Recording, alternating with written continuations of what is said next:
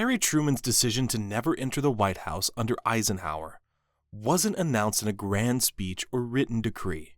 It settled in quietly as his train rolled west out of Washington on that cold January night in 1953.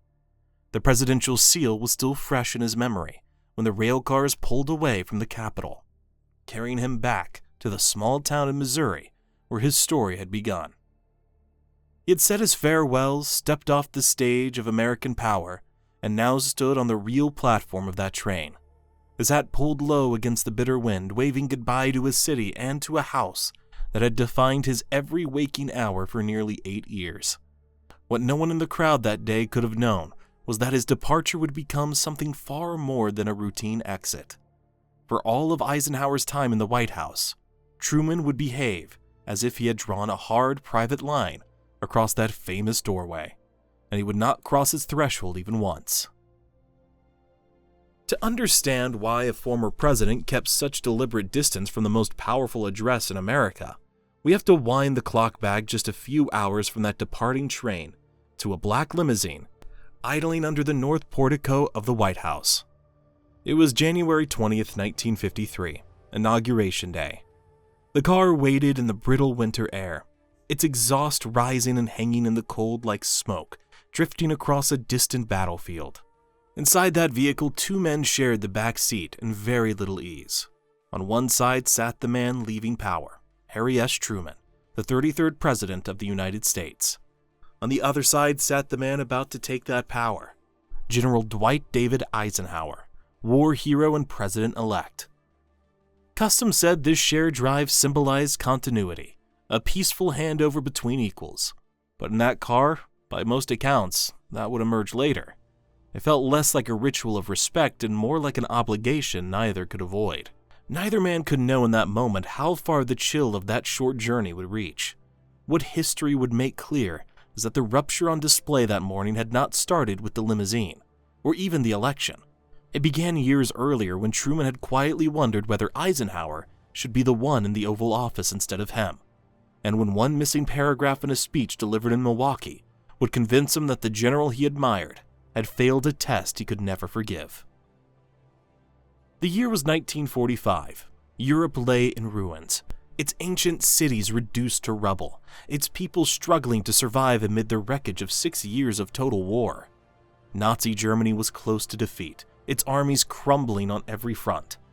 In American newspapers during those final months of the war, one name appeared again and again, accompanied by photographs of a broadly smiling general. That name was Dwight D. Eisenhower. To millions of Americans, he seemed like a national savior. Some commentators even compared him to George Washington himself. As Supreme Allied Commander in Europe, he had overseen the D-Day landings and directed the campaign that broke Hitler's armies. Now in his mid-50s, he occupied the very top rank of military prestige, a West Point graduate whose entire adult life had followed military hierarchy, staff work, and formal chains of command. In Washington, the situation in one particular office looked very different. Harry Truman had been vice president for only 82 days when Franklin Roosevelt died of a massive cerebral hemorrhage on April 12, 1945. Roosevelt had largely excluded his new vice president from the highest level briefings. Truman knew almost nothing about the Manhattan Project, or the delicate negotiations shaping the post-war world. Truman was a former Missouri County politician who had once run a haberdashery shop that failed. He had never finished college. Now suddenly he found himself responsible for atomic weapons, global war settlements, and alliances that would determine the fate of nations. The day after Roosevelt's death, Truman spoke to reporters and tried to express the weight that had fallen upon him. "I don't know if you fellows ever had a load of hay fall on you," he said, "but when they told me what happened yesterday, I felt like the moon, the stars, and all the planets had fallen on me." When Eleanor Roosevelt had informed him of her husband's death, she asked if there was anything she could do for him. Truman asked the same question of her. Her reply captured the enormity of what awaited him. "Is there anything we can do for you? For you are the one in trouble now." The contrast between Truman and Eisenhower was obvious. Truman's rise had come through local machine politics, personal networks, and a reputation for bluntness. At 60, he was learning the presidency under tremendous pressure. Yet he had a keen instinct for recognizing capable people. When he looked at Eisenhower, he saw someone who might unify a country divided by wars in ways Truman doubted he could manage himself. Eisenhower seemed to stand above party politics. Leaders in both parties had sounded him out about his ambitions. For a time, it was genuinely unclear where his formal party allegiances would land. Truman didn't treat this as a threat. He invited Eisenhower to the White House, consulted him on occupation policy, the Soviet Union, and European recovery. Their meetings were businesslike but cordial. Correspondence between them was respectful and often warm. In late 1945, when George Marshall stepped down as Army Chief of Staff, Truman approved Eisenhower as his successor. During this period, Truman shared his concerns about Stalin and Western Europe's fragile democracies. While Eisenhower sent assessments from the Pentagon about Soviet capabilities and European morale. As the 1948 election approached, Truman later recalled making an extraordinary offer, the chance for Eisenhower to run for president on the Democratic ticket, with Truman willing to step aside and serve as vice president. It was a remarkable idea, the sitting president signaling he would yield to a man who had never run for office. Eisenhower showed no interest, presenting himself as a career soldier rather than a politician. Truman accepted this and continued supporting Eisenhower's advancement. In late 1950, he selected Eisenhower as the first Supreme Allied Commander, Europe for NATO. Eisenhower moved to Paris to head the new headquarters, coordinating Allied forces while Truman followed his work closely from Washington. On the surface, their alliance in shaping Western security still looked solid. Few people at the time sensed how quickly politics would test and then strain that partnership. By 1952, the political landscape had shifted dramatically. The country was weary. The Korean War dragged on without a clear victory. Corruption investigations had damaged public confidence in the Truman administration, and after nearly 20 years of Democratic control, Republican leaders believed their chance had finally arrived. They needed a candidate whose appeal crossed party lines. Eisenhower's name quickly became central to those discussions. Veterans admired him. Many Democrats respected him as well. He had not been associated with divisive domestic issues, making him attractive to strategists seeking someone untainted by partisan fights. At first, Eisenhower held back from his NATO headquarters near Paris. He expressed concern about isolationist Republicans who wanted to scale back international commitments. But in early 1952, a major rally at Madison Square Garden drew thousands urging him to run. Reports of this demonstration may have helped convince him that entering the race would be seen as responding to a genuine call for leadership. In June 1952, Eisenhower returned to America and announced his candidacy in his hometown of Abilene, Kansas. The announcement transformed the political calculations of both parties. In Independence, Missouri, Harry Truman watched with complicated feelings. Worn down by years of strain, it decided not to seek another term. Democrats nominated Adlai Stevenson, governor of Illinois, known for his intelligence and eloquence, but perhaps too intellectual for many voters, compared to the general with his famous grin. As the campaign progressed, Republican attacks on Truman grew sharper. Speeches criticized his record harshly, describing his administration as weak on communism, incompetent on Korea, and tolerant of corruption. What particularly angered Truman was Eisenhower's apparent unwillingness to defend decisions both men had helped make. Truman had appointed Eisenhower to major positions. They had worked together on NATO and containment strategy. Eisenhower understood the reasoning behind those policies. Yet as Republicans attacked them, Eisenhower rarely emphasized his own role, allowing criticism to fall almost entirely on Truman. But the most serious break would involve not Truman's reputation, but that of another man, one Truman regarded as perhaps the finest public servant he had ever known. George Catlett Marshall had served his country for nearly half a century. As Army Chief of Staff during World War II, he was the principal architect of American military strategy. After the war as Secretary of State, he designed the European Recovery Program, the massive aid initiative forever known as the Marshall Plan. Marshall was widely respected by Allied leaders and even treated seriously by adversaries. He was known for integrity, discipline, and willingness to set aside personal ambition when national interest required it. To Truman, Marshall represented the highest standard of public service. Here was a man who had repeatedly sacrificed his own advancement for the country's good. When Roosevelt needed a commander for American forces in Europe in 1942, Marshall was the obvious choice. But Roosevelt judged him too important and Washington to spare. Marshall accepted this decision without complaint, even though it meant giving up command of what became the most celebrated military operation in history. Instead, he recommended a younger general he had mentored, Dwight D. Eisenhower.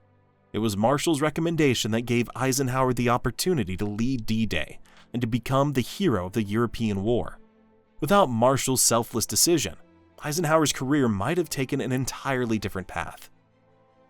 By the early 1950s, however, Marshall had become a target of Senator Joseph McCarthy of Wisconsin. McCarthy had built his career on accusations that communist agents had infiltrated the government.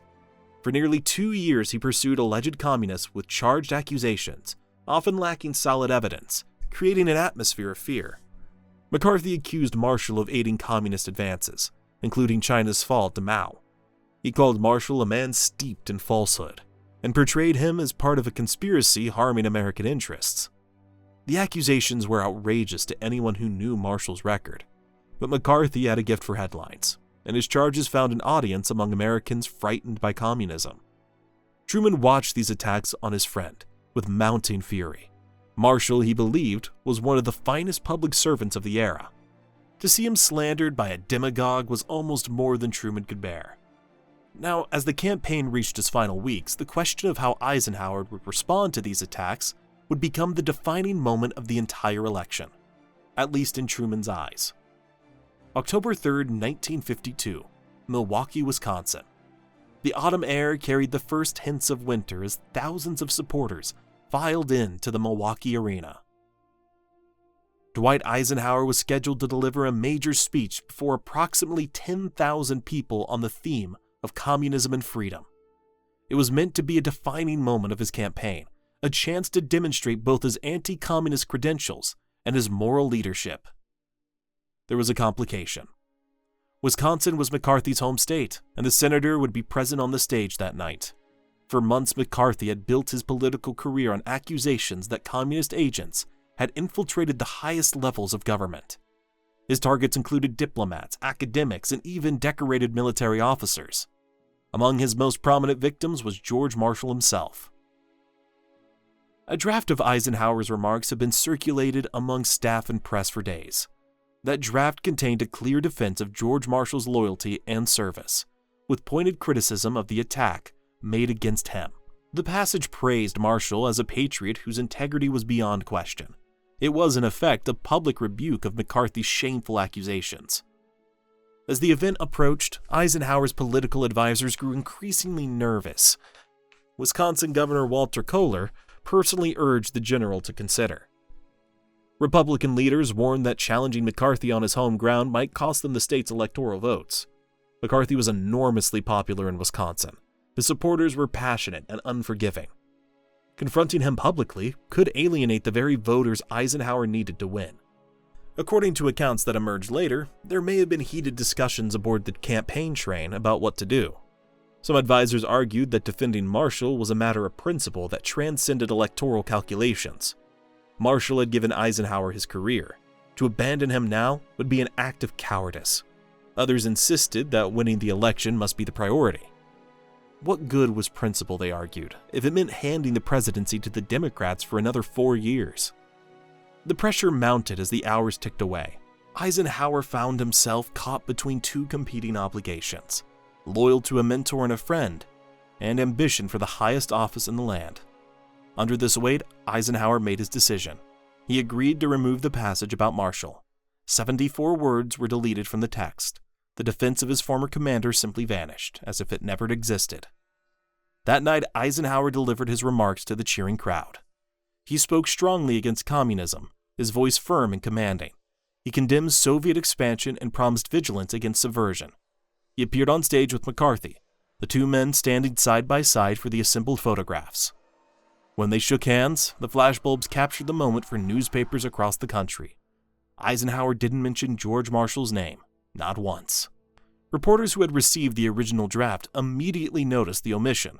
The stories spread quickly through newsrooms from coast to coast. Commentators, including some longtime Eisenhower supporters, questioned his failure to stand by Marshall. Veteran groups expressed disappointment that the hero of D-Day had chosen political expediency over defending a fellow soldier. Editorial pages debated whether the general possessed the moral courage required for civilian leadership. In Independence, Missouri, Truman learned what had happened. His reaction, according to those who knew him well, was one of profound and lasting anger.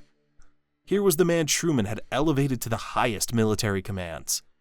The man he had offered to support for presidency itself, now standing silent while a demagogue slandered one of America's finest public servants. "I had never thought," Truman said, his voice heavy with contempt, "the man who is now the Republican candidate would stoop so low." From that moment forward, whatever remained of the relationship between Harry Truman and Dwight Eisenhower was effectively destroyed. The Milwaukee speech had revealed something about Eisenhower's character that Truman could never forgive. For Truman, the general's silence was not merely a campaign calculation or a moment of political weakness. It was a fundamental failure of loyalty to the very man who had once sacrificed his own ambitions so that Eisenhower could rise to glory. The Milwaukee speech transformed everything for Truman.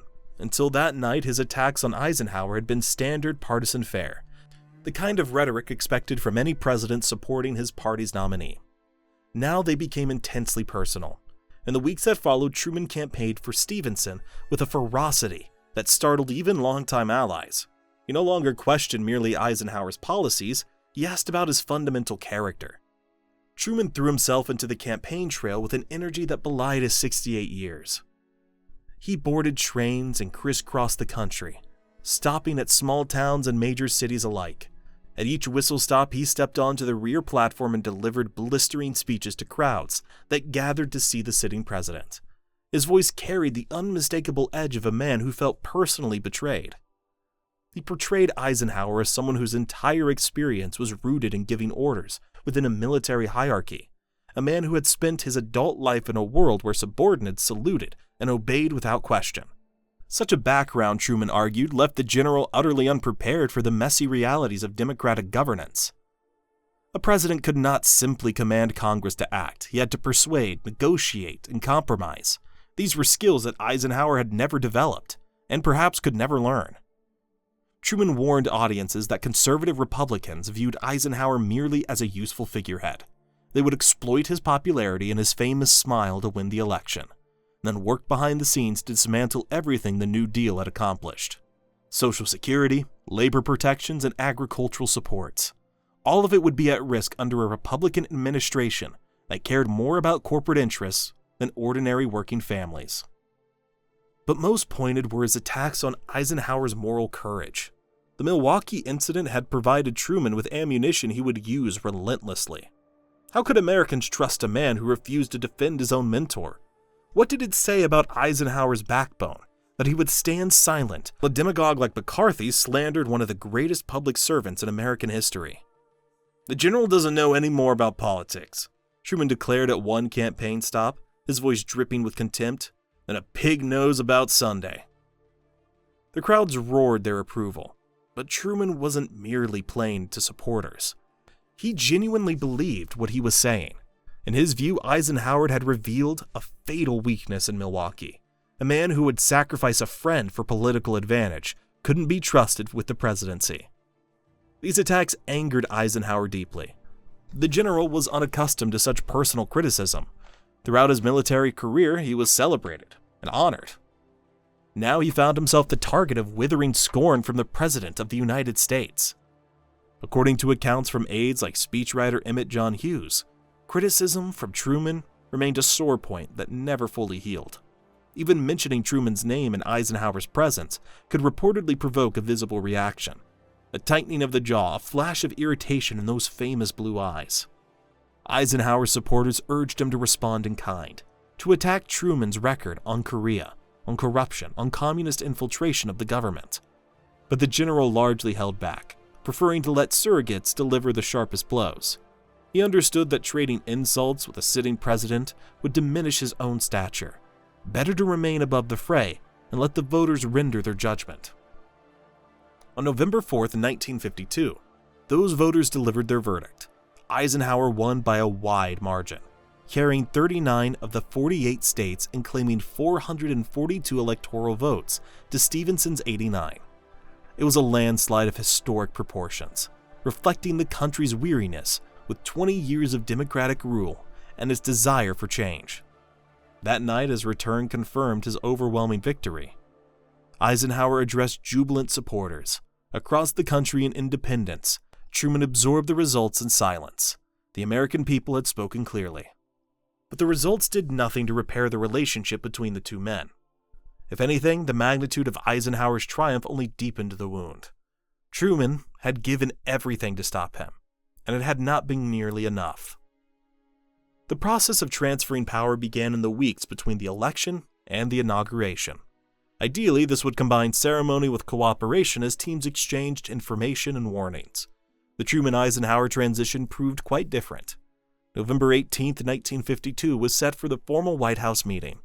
Eisenhower, still carrying wounds from the campaign, later wrote that he didn't expect to gain much.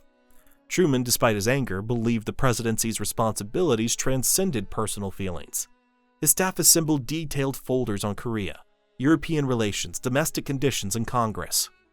The two met in the Oval Office. Truman reviewed major issues. By most accounts, Eisenhower listened but asked few questions, later recording that the meeting added little to what he already knew. This reaction may have felt dismissive to Truman, who had hoped his experience might help his successor. At the meeting's end, Truman suggested an informal lunch before Christmas. Eisenhower declined and proposed no alternative date. The rest of the transition reflected the same distance. Contact between staff was limited and formal. Eisenhower's circle showed little interest in advice from Truman's people, and even ceremonial choices took on weight. Eisenhower wore a Homburg hat at his inauguration rather than the traditional silk top hat, which some observers may have seen as another sign of discarding old customs. Inauguration Day, January 20th, 1953, dawned cold. Inside the White House, Harry and Bess Truman said goodbye to staff, who had served them for nearly 8 years. The Eisenhowers, breaking with tradition, declined to enter the White House for the customary pre-inauguration coffee, instead waiting in the car beneath the north portico, a small but telling sign of the frost that had settled between the two men. During the ride to the Capitol, Eisenhower mentioned his son John serving in Korea, who had been granted leave for the inauguration. Truman replied that he had personally approved the decision. "The President thought it was right and proper," Truman said, "for your son to witness the swearing-in of his father to the presidency." Chief Justice Fred Vinson administered the oath while Truman watched. Then Harry and Bess left for Union Station and boarded a train for Missouri, exactly as Truman had promised. As that train rolled westward into the gathering dusk, neither man could have imagined how complete their separation would become, or how long it would last. Harry Truman returned to Independence and settled into a modest routine. There was no Secret Service protection for former presidents then, no government pension, and no staff. He took daily walks through town, greeting neighbors who had known him for decades. He devoted most of his time to writing memoirs, determined to record his version of events before others defined his legacy. What he did not do was return to Washington as a guest of the new administration. For more than 5 years, from January 1953 until May of 1958, Eisenhower extended no invitations whatsoever to his predecessor. The silence was complete. When invitations finally came, Truman often declined, believing the gestures were insincere or politically motivated. For 8 full years, Truman never set foot inside the White House. The same separation was evident in public life. Ceremonial events that might have involved a former president generally proceeded without him. Truman stayed in Missouri while Eisenhower focused on his administration, never making an effort to bridge the gap. During these years, the Cold War intensified abroad. Civil rights tensions grew at home. The two men who had helped shape post-war America dealt with these developments entirely apart.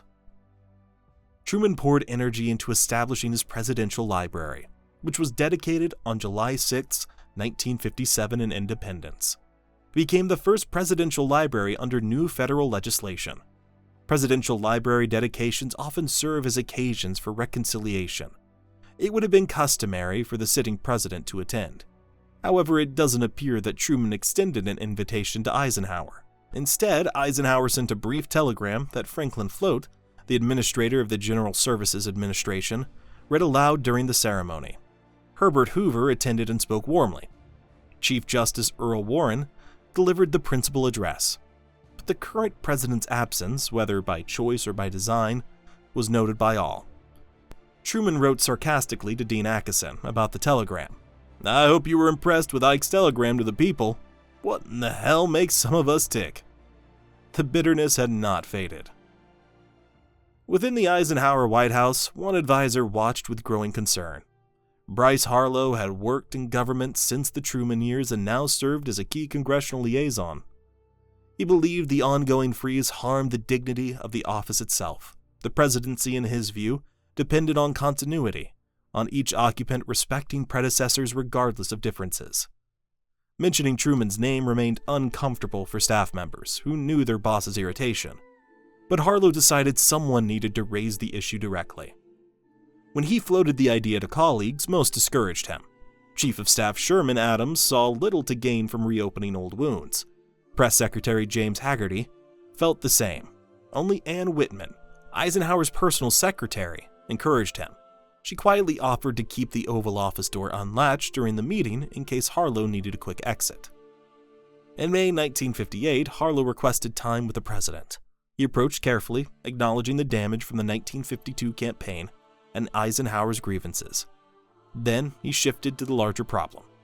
Continued estrangement risked diminishing the office itself, making the presidency appear driven by personal grudges rather than higher obligations. Eisenhower reacted defensively at first, restating his complaints, but Harlow focused on institutional considerations rather than personal reconciliation. The discussion lasted longer than many scheduled meetings. In the end, Eisenhower agreed reluctantly to a limited step. His staff would begin including Truman on lists of former presidents invited to official events. One of the first invitations, dated May 20th, 1958, asked Truman to attend a ceremony on May 30th, Arlington National Cemetery, to inter the unknown soldier of the Korean War, a conflict that had begun under Truman's watch and ended with an armistice during Eisenhower's administration. It was a symbolically appropriate occasion for reconciliation. The invitation didn't instantly repair the relationship. Personal distance remained vast, but it marked formal acknowledgement that Truman should again be treated as part of the small circle of living former presidents. Deeper reconciliation, however, would require something no one could have predicted. On November 22, 1963, President John F. Kennedy was assassinated in Dallas. The news shocked the nation and the world. A state funeral was held on November 25th, drawing representatives from 92 countries, the largest gathering of foreign dignitaries ever assembled in the United States. Both Truman and Eisenhower traveled to Washington. It'd be their first extended time together since the bitter transition of 1953, more than a decade earlier. On the funeral day, the two former presidents shared a car once again, traveling from St. Matthew's Cathedral to Arlington National Cemetery. Margaret Truman and Mamie Eisenhower rode with them. Bess had remained in Independence, not feeling well. According to accounts that emerged later, they discussed the assassination during the ride, apparently agreeing it was most likely the action of a lone individual rather than a conspiracy. It was perhaps the kind of conversation only two men who had occupied the presidency could fully understand. After the ceremonies, Margaret extended an invitation. Would the Eisenhowers join them for lunch at Blair House? They accepted. At Blair House, away from cameras and crowds, Truman and Eisenhower sat together for a private conversation. Later, they continued their meeting at the White House itself. No detailed record of either conversation survives. What accounts agree upon is that they talked quietly and at a greater length than at any time since the early 50s. Milton Eisenhower, the former president's brother, observed them together at a meeting, noting that the two men seemed to have finally set aside their differences. Perhaps it took a national tragedy to remind them what they had in common. Perhaps Kennedy's death put their grievances in a different perspective. Whatever the reason, two men who had been so bitterly divided found a way to sit together and speak as former presidents, as Americans, and as two old men who had each served their country. Truman's decision not to visit the White House during Eisenhower's presidency remains notable in the history of relations between American presidents. On the surface, it reflected residue from a hard-fought campaign, and transition slights neither chose to overlook. Beneath that surface, the estrangement grew from deeper roots. There was Truman's anger that Eisenhower had failed to defend George Marshall, that he removed those 74 words rather than stand up for someone who had given him his career. There was Eisenhower's resentment at being portrayed as unfit for democratic politics. And there was the reluctance of both men to separate personal offense from institutional duty. The consequence was significant. For 8 years, two leaders with overlapping knowledge of the early Cold War didn't exchange advice or insights systematically. The nation may have been deprived of whatever wisdom might have emerged from their collaboration. Historians have generally concluded that Truman acted according to his principles in maintaining distance. Eisenhower saw little reason to seek someone out who had publicly questioned his character. Both made choices that seemed justified from their perspectives. In the long view, Truman and Eisenhower now stand side by side in the public record. Their portraits hang in the same galleries. Their libraries are part of the same federal system. Their decisions are studied together in accounts of mid-20th century American history. The enduring lesson is perhaps less about who was right, and more about how personal conflicts at the highest levels of government can affect the informal but important connections between administrations. The presidency is larger than any individual. The relationship between those who have held it matter for the institution, and ultimately for the nation. Harry Truman died on December 26, 1972, at 88. Dwight Eisenhower had passed 3 years earlier on March 28, 1969. They are buried in their respective hometowns, Truman in Independence, and Eisenhower in Abilene. Their feud is remembered as a cautionary tale, a reminder that even great men can allow personal grievances to overshadow shared responsibilities. But it's also a story of eventual reconciliation, of two adversaries who found their way to a moment of peace.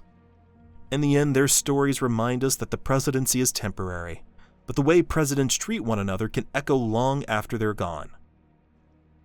If you found this story of courage and tactical innovation compelling, please subscribe to our channel. We bring you more untold stories of the men and women who changed history through determination, innovation, and sacrifice. Hit the subscribe button, and join us as we explore the remarkable true stories that shaped our world.